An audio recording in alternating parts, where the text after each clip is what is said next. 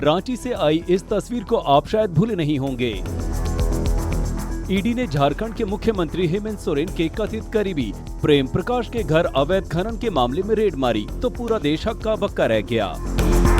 जी हां, प्रेम प्रकाश के घर से माया दौलत नहीं बल्कि जो AK-47 राइफलें और 60 कारतूस बरामद किए। जिस प्रेम प्रकाश के घर से इन हथियारों की बरामदगी हुई उस पर ईडी ने अपना शिकंजा कस दिया और गिरफ्तार कर लिया।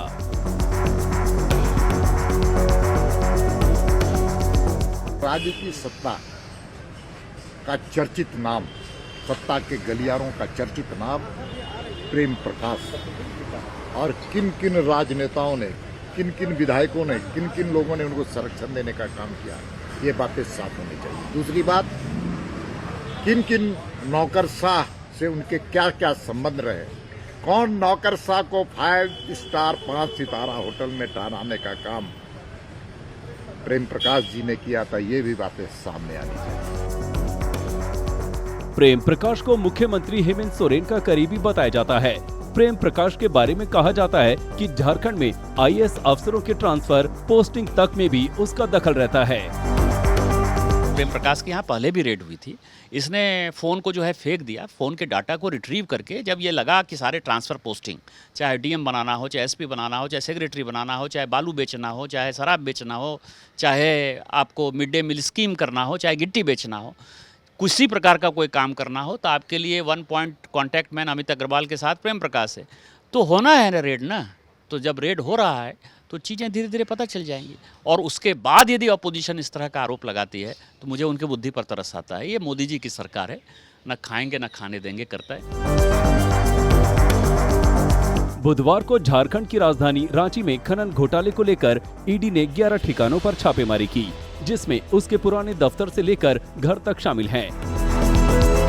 घर पर छापेमारी के दौरान ईडी की टीम को प्रेम प्रकाश के घर से 2 AK-47 और कारतूस मिले।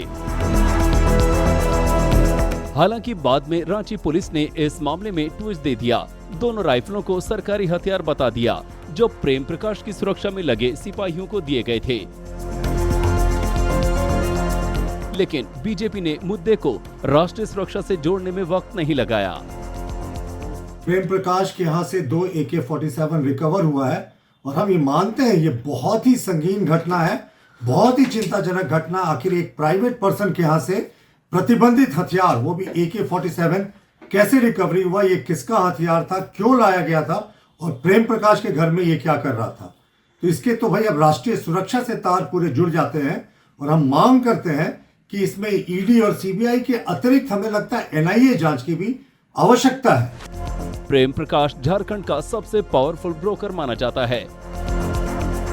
अब सवाल यह है कि कभी मिड डे मील में अंडे सप्लाई करने वाले प्रेम प्रकाश की पहुंच मुख्यमंत्री तक कैसे हो गई? क्या प्रेम प्रकाश के इशारों पर झारखंड सरकार में बड़े फैसले लिए गए? क्या प्रेम प्रकाश के भ्रष्टाचार से हेमंत सोरेन सरकार का भी कोई कनेक्शन हो सकता है? ये सवाल इसलिए है क्योंकि झारखंड के CM हेमंत सोरेन के विधायक प्रतिनिधि पंकज मिश्रा और बच्चू यादव से पूछताछ के बाद ईडी ने प्रेम प्रकाश के ठिकानों पर छापेमारी की है। पंकज मिश्रा और बच्चू यादव को ईडी पहले ही गिरफ्तार कर चुकी थी और अब प्रेम प्रकाश भी गिरफ्त में है।